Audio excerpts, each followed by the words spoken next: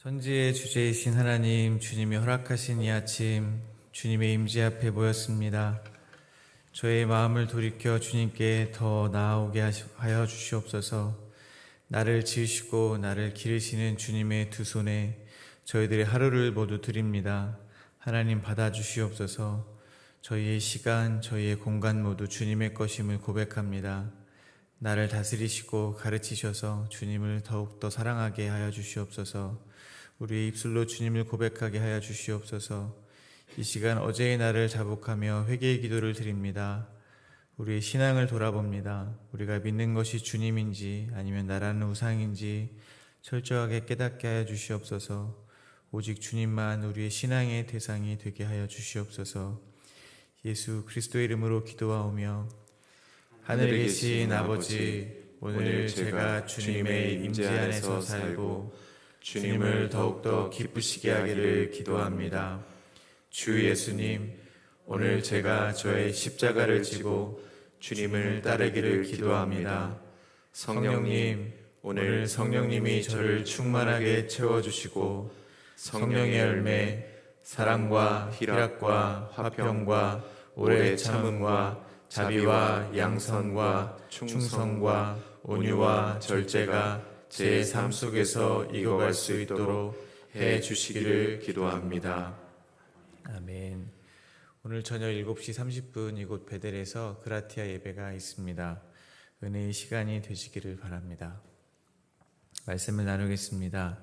오늘 저희들에게 주신 하나님의 말씀은 창세기 31장 43절에서 55절까지의 말씀입니다. 저 여러분이 한 절씩 교독하도록 하겠습니다. 라반이 야곱에게 대답하여 이르되 딸들은 내 딸이요 자식들은 내 자식이요 양떼는 내 양떼요 내가 보는 것은 다 내 것이라. 내가 오늘 내 딸들과 그들이 낳은 자식들에게 무엇을 하겠느냐. 이제 오라. 나와 내가 언약을 맺고 그것으로 너와 나 사이에 증거를 삼을 것이니라.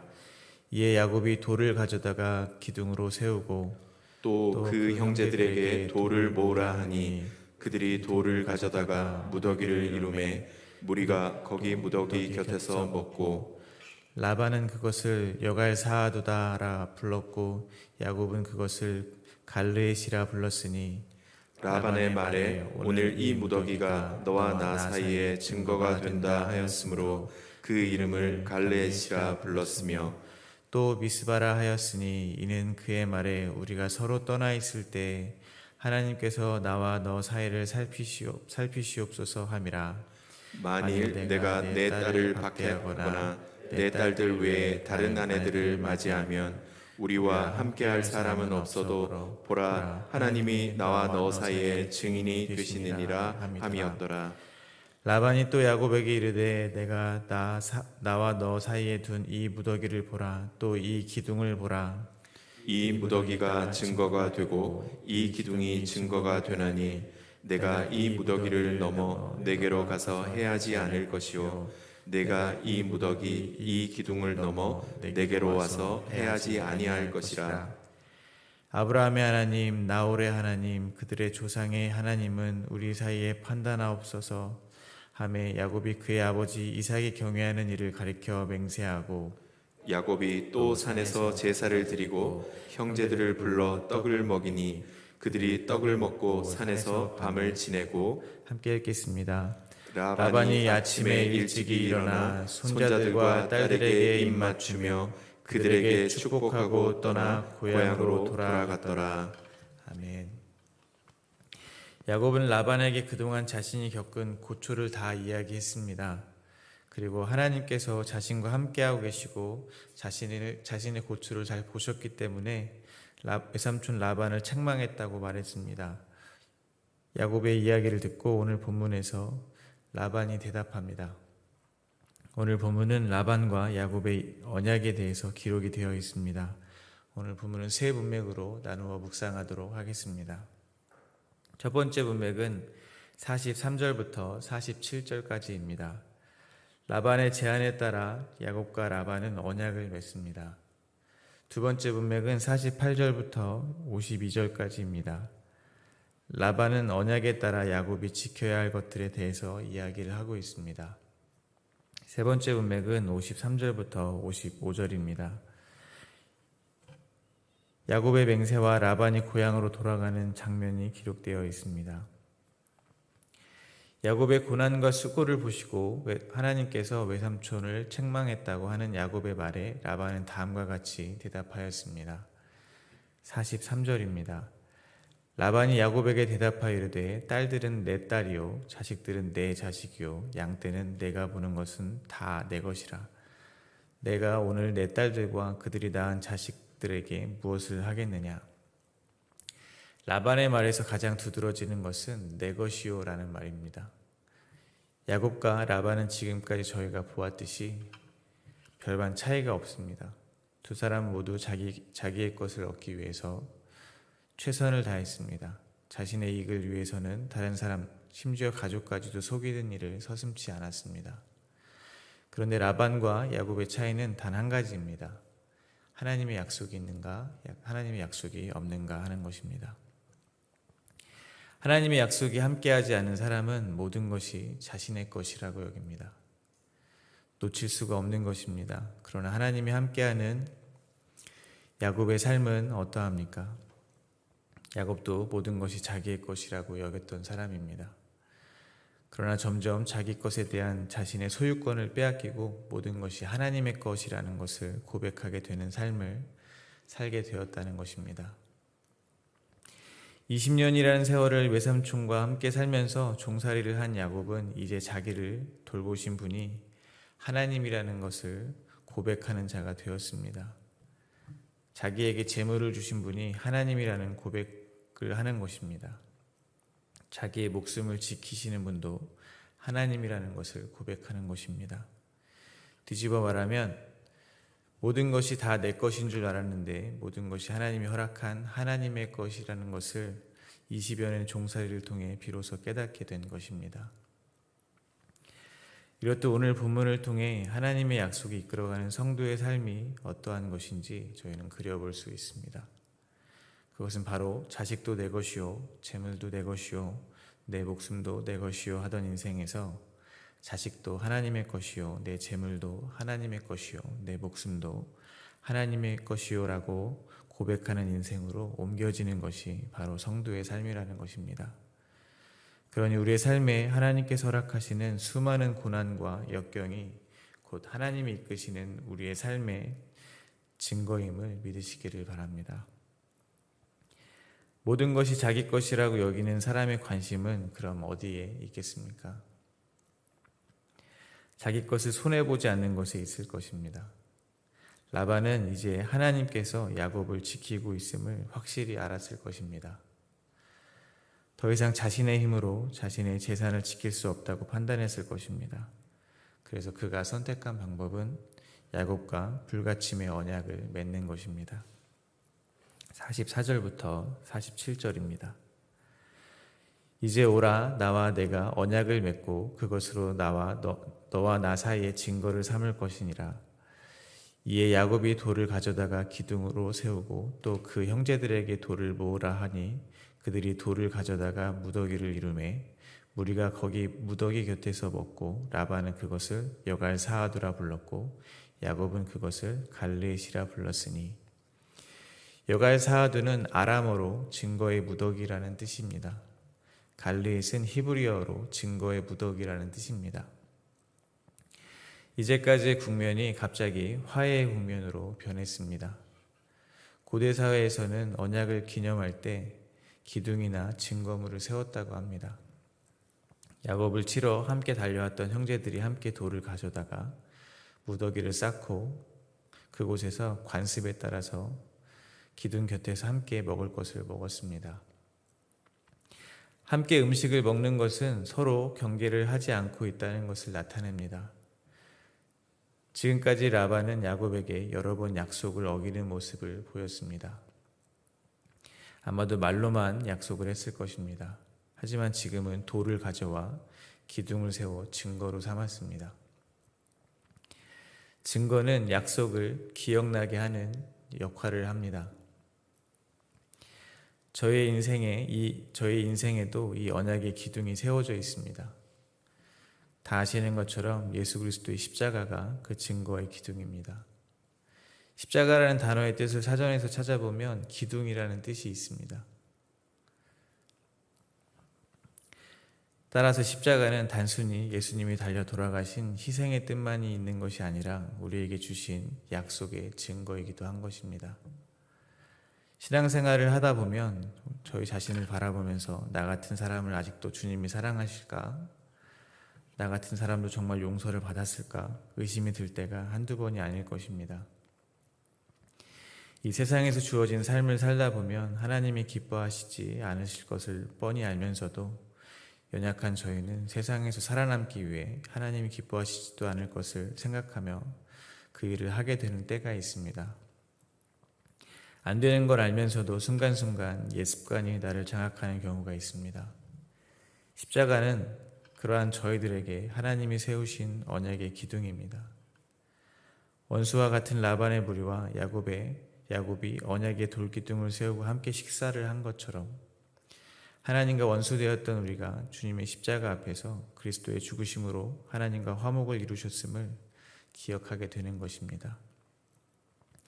그 약속 앞에서 주님의 살과 피를 먹으며 이제 내가 사는 것이 아니고 내가 내 안에 새로운 생명 예수 그리스도로 사는 것임을 고백하는 것입니다. 두 번째 문맥입니다. 두 번째 문맥에서 라반은 이 언약의 목적이 야곱이 자신을 해하지 않게 하려 함이라는 것을 밝힙니다. 오늘 본문 52절입니다. 이 무더기가 증거가 되고 이 기둥이 증거가 되나니 내가 이 무더기를 넘어 내게로 가서 해하지 않을 것이요 내가 이 무더기 이 기둥을 넘어 내게로 와서 해하지 아니할 것이라. 언약을 위해 세운 기둥은 지역의 경계를 나타내기도 했다고 합니다.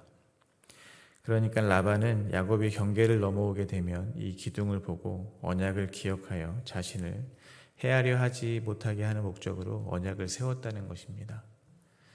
마찬가지로 이제 삶의 모든 경계에 십자가가 세워진 성도들과 이전의 세상 사이에는 분명한 경계가 세워지는 것입니다. 성도가 다시 세상으로 돌아가려고 할 때 하나님이 피로 세우신 언약, 십자가를 바라보라는 것입니다. 그래서 하나님을 바라보라는 것입니다. 더 이상 경계 밖으로 나가지 못하게 하나님의 은혜가 우리를 꼭 붙잡을 것입니다. 그래서 세상과 구별되어진 우리의 삶이 더 이상 우리의 뜻대로 흘러가는 것이 아니라 하나님의 뜻대로 흘러가도록 인도하실 것입니다. 더 이상 나의 두 튼튼한 허벅지를 의지하고 사는 삶이 아니라 언약의 십자가를 내 지팡이로 삼아 하나님 나라를 향해서 걷게 되는 인생을 살게 될 것이라는 것입니다. 또한 라반이 자신의 재산과 아내를 위해서만 언약을 하는 것이 아님을 밝힙니다. 아버지 라반으로 자신의 딸을 위해서 야곱에게 이 언약의 맹세를 하게 합니다. 50절입니다.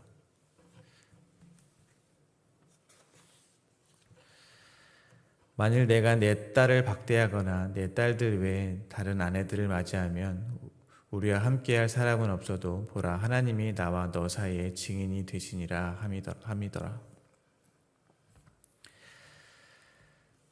라반은 아버지로서 자녀들을 걱정합니다. 라반에게 아버지의 정이 없을 것 같지만 그렇지 않았던 것 같습니다. 라헬 대신에 레아를 먼저 요셉에게 준 사실도 한편으로는 야곱을 더 집에 붙잡아 놓고 일을 시키려는 속임수일 것 같지만 아버지 라반의 시각으로 본다면 자신이 챙겨주지 않으면 시집도 못 갈 것 같은 큰딸을 위해서 그렇게 야곱을 속인 것으로 볼 수도 있습니다. 그러한 맥락으로 드라빔을 훔친 사람은 자기를 닮아 충분히 그럴 수 있는 둘째 딸 라헬이라는 것을 심증으로 알고 있었으나 끝내 찾지 않았던 것으로도 볼 수 있습니다. 마찬가지로 오늘 본문 속에서도 딸을 멀리 시집 보낸 아버지의 마음을 내비치고 있는 것이라고 생각이 됩니다. 그런데 재미있는 것은 라반이 언약의 실행 여부에 대한 보증으로 하나님의 이름을 꺼낸다는 것입니다.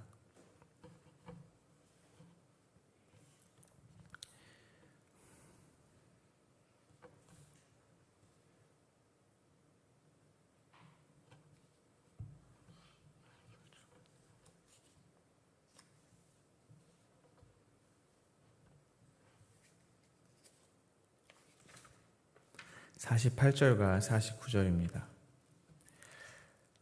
라반의 말에 오늘 이 무더기가 너와 나 사이의 증거가 된다 하였으므로 그 이름으로 갈레앗이라 불렀으며 또 미스바라 하였으니 이는 그의 말에 우리가 서로 떠나 있을 때 여호와께서 나와 너 사이를 살피소서 함이니라.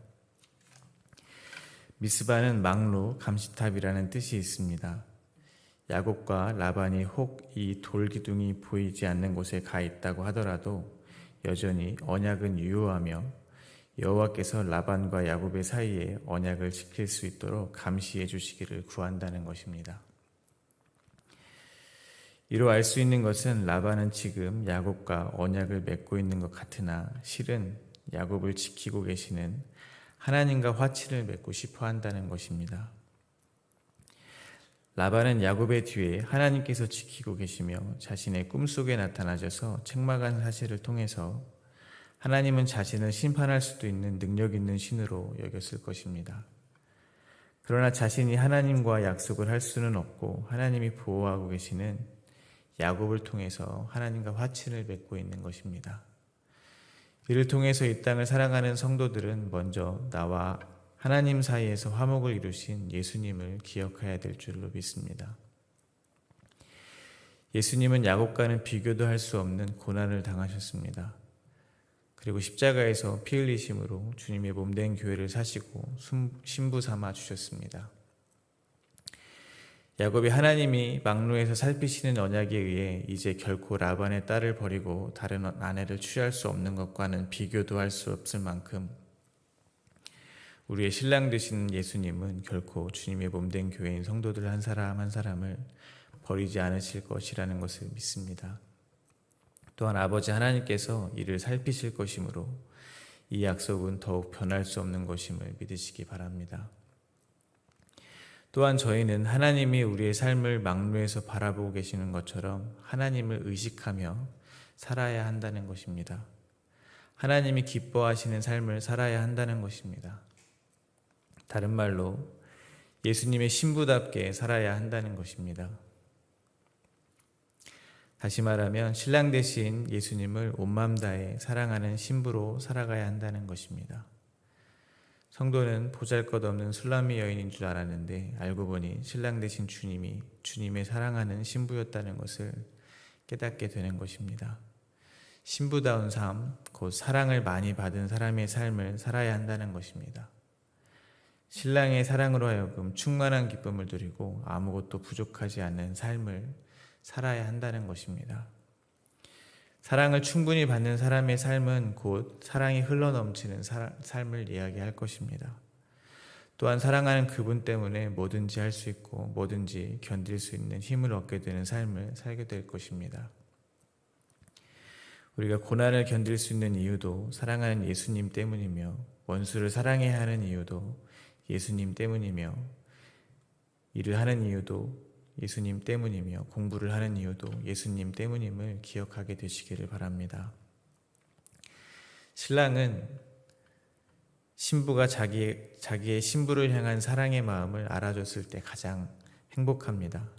신부가 자기가 사랑하는 것도 모르고 늘 부족해야 한다면 가장 마음이 아프다는 사실을 잊지 않으셨으면 좋겠습니다.